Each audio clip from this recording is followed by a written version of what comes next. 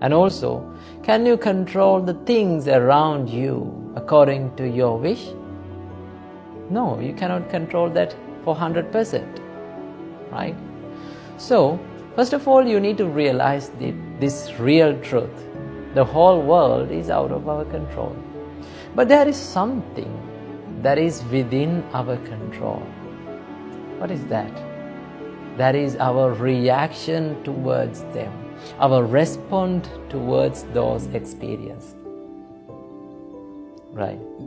So that is what in your control.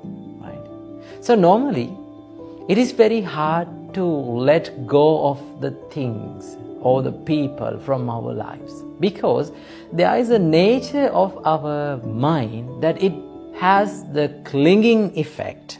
Our mind likes to grasp the things and the people and the experience that we see. That is what we call the upadana.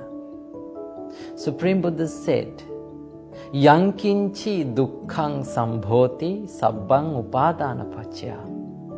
If there is any suffering which arises in our life, that is because of the clinging of our mind towards them.